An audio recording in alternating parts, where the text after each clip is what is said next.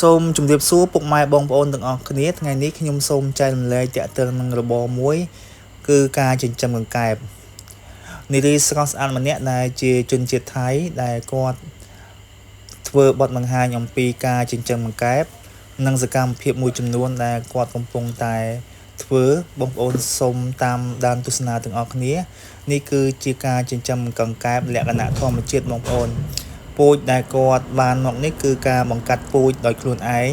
គាត់មិនសូវជាចំណាយទុនទៅលើការបង្កាត់ពូជទេបងប្អូនឬក៏ទិញកូនយកមកចិញ្ចឹមទេគឺគាត់បង្កាត់ពូជក្នុងរយៈពេលមួយសប្តាហ៍រហូតដល់រាប់ម៉ឺនកូនបងប្អូនបាទនេះគឺជាគេហៅថាកសិដ្ឋានចិញ្ចឹមកង្កែបលក្ខណៈធម្មជាតិមួយសម្រាប់នារីស្រស់ស្អាតជនជាតិថៃគាត់បានចែករំលែកបន្តថែមទៀតថាការចិញ្ចឹមកង្កែបបែបចិញ្ចឹមនៅលើដីបែបនេះគឺมันពិបាកក្នុងការដូរទឹកទេបងប្អូនបើសិនជាយើងចិញ្ចឹមនៅលើតង់នៅលើដូចជាអាងស៊ីម៉ង់យើងត្រូវតែដូរទឹកវាជាប្រចាំកង្កែបគឺវាមានភាពស្អាតណាស់បងប្អូនបើសិនជាយើងមិនដូរទឹកវាទេវាធ្វើឲ្យទឹកវាមានលក្ខណៈស្អុយបន្ទាប់មកធ្វើឲ្យកង្កែបរបស់យើងមានជំងឺបាទនេះគឺជាកូនកង្កែបដែលគាត់បង្កាត់បានបងប្អូននេះគឺជាពូជកង្កែបបាទនៅពេលគាត់ចិញ្ចឹមនេះគឺគាត់មានកន្លែងសម្រាប់ស្តុកកូនកង្កែបនិងកន្លែងសម្រាប់ស្តុកមេពូជកង្កែបបងប្អូនមេបាកង្កែបណាហើយគាត់មានអាងបន្ថែមទៀតសម្រាប់ស្តុកកង្កែបសាច់បាទឲ្យគាត់បានលើកឡើងថាការចិញ្ចឹមកង្កែបនេះវាមិនជារឿងលំបាកទេបាទបើសិនជាបងប្អូនទាំងអស់គ្នាមានការចាប់អារម្មណ៍គួរតែអនុវត្តដោយរូបភាពដែលគាត់បានធ្វើការបទបង្ហាញនេះគឺយើងគ្រាន់តែយើងមានដីទូលាយបន្ទាប់មកក៏តែយើងជីកប្រហែលជា 2-3 ទឹកទៅហើយបានជើងយកស្បៃមកព័ទ្ធជុំវិញដើម្បីរាំងកង្កែបកុំឲ្យវាលោតទេបងប្អូនបន្ទាប់មកគាត់បានដាំកផ្លោកនៅក្នុងបន្លាយដែលគាត់បានជីកហ្នឹងបងប្អូនដើម្បីគាត់ចិញ្ចឹមបាទកង្កែបជាទូទៅបើសិនជាយើងចិញ្ចឹមលក្ខណៈធម្មជាតិឲ្យស៊ីចំណីយើងប្រើរយៈពេល5 ទៅ 6 ខែបងប្អូនបានយើងអាចចាប់លក់បានណាបងប្អូនតែបើស្ករណីយើងចិញ្ចឹមបានផ្ដល់ចំណីសម្រាប់ឲ្យកង្កែបស៊ីគឺរយៈពេលប្រហែលជា 2-3 ខែអាចថា 3 ខែយើងអាចប្រមូលផលបានបងប្អូនកង្កែបវារស់នៅលើតង់ឬក៏រស់នៅទៅលើអាងស៊ីម៉ង់ហ្នឹងគឺវាត្រូវការទឹកស្អាតបងប្អូនបាទត្រូវការទឹកស្អាតប៉ុន្តែបើសិនជាករណីយើងចិញ្ចឹមដោយគាត់កំពុងតែធ្វើបទបង្ហាញនេះគឺចិញ្ចឹមបែបនេះគឺมันចាំបាច់ត្រូវការស្អាតទេបងប្អូនគឺនៅពេលដែលយើងចិញ្ចឹមលាមកកង្កែបបានចូលនៅក្នុងដីបងប្អូននៅពេលដែលកង្កែបវាមានលាមកណាបាទនេះគឺជាកូនក្អុកបងប្អូនកូនក្អុកបាទកូនក្អុកនៅពេលដែលកង្កែបពងគេ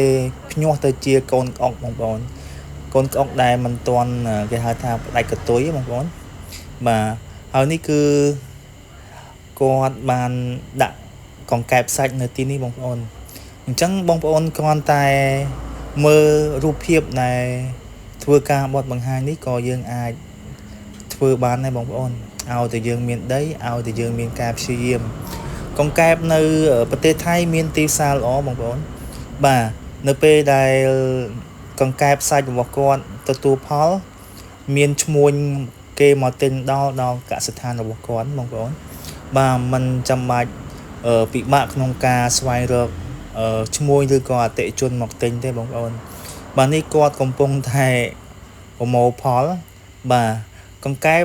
គឺជាសត្វមួយប្រភេទដែលមានកូនច្រើនបងប្អូនបាទមានកូនច្រើននៅពេលដែលកង្កែបពងណាបាទហើយនៅពេលដែលការបង្កាត់ពូជបងប្អូនត្រូវដឹងថាយើងកង្កែបពូជដែលយើងអាចយកបង្កាត់បានរហូតទាល់តែមានអាយុចាប់ពី1ឆ្នាំឡើងបងប្អូន1ឆ្នាំឡើងបាទនៅពេលដែលកង្កែបចាប់អាយុចាប់ពី1ឆ្នាំឡើង យើងអាចបំបែកទេបងប្អូនបំបែកមេទៅមេឈ្មោលមកឈ្មោលដើម្បីយើងទុកបង្កាត់ពូជបងប្អូនបើនៅពេលដែលកង្កែបវាចាប់ផ្ដើមបង្កាត់បានយើងគ្រាន់តែ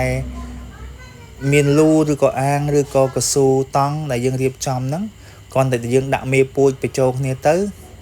យើងអាចទីមួយយើងអាចប្រើភ្លៀងបើសិនជាករណីមានរដូវភ្លៀងប៉ុន្តែជាក់ស្ដែងគេអាចធ្វើដូចជាគេហៅថាភ្លៀងសិប្បនិមិត្តហ្នឹងបងប្អូនបាទធ្វើភ្លៀងសិប្បនិមិត្តដើម្បីបន្លំកង្កែបដើម្បីឲ្យកង្កែប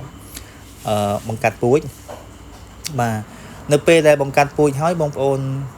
នៅពេលដែលកង្កែបពងណាបងប្អូនបន្ទាប់មកយើងចាប់មេពូជចេញបាទចាប់មេពូជចេញទៅទុកឲ្យមួយយប់បាទរយៈពេលតែមួយយប់ទេកូនពងកង្កែបនេះវានឹងញាស់ទៅជាកូនក្អុកទូចបងប្អូន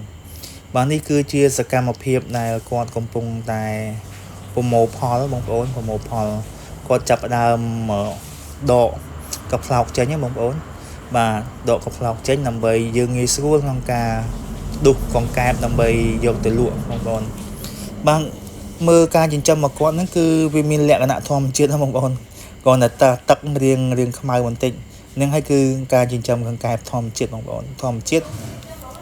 កង្កែបយើងចិញ្ចឹមបែបធម្មជាតិចិញ្ចឹមនៅលើដីចិញ្ចឹមនៅលើទឹកបែបនេះវាមិនសូវស្អាតដូចតែយើងចិញ្ចឹមលើតង់ឬក៏អាងស៊ីម៉ង់ទេបងប្អូនបាទប៉ុន្តែបើនិយាយពីរសជាតិយើងចិញ្ចឹមបែបនេះវាមានរសជាតិល្អជាងហើយមួយទៀតយើងចិញ្ចឹមបែបនេះគឺកង្កែបវាគេហៅថាសាច់ស្វិតជាងបងប្អូនដោយសារកង្កែបវាបានលោតចុះលោតឡើងទៅវិញទៅមកដល់អញ្ចឹងទៅធ្វើឲ្យសាច់របស់វាហ្នឹងវាមានភាពស្វិតបាទនេះនៅបងប្អូនឃើញនៅជុំវិញសំណាញ់បងប្អូននឹងសិតតែកង្កែបដែលគេដុសបងប្អូនគេដុសដាក់ត្រីណាបាទហើយបន្តិចទៀតនឹងឈ្មួញគេមកទិញបងប្អូនគេមកទិញកង្កែបគឺច្រើនមែនតើបងប្អូនមើលកង្កែបល្មមប៉ុណ្ណេះអីបងប្អូនប៉ុណ្ណេះអាចថា4 1គីឡូបាទ4 1គីឡូឬក៏3 1គីឡូណា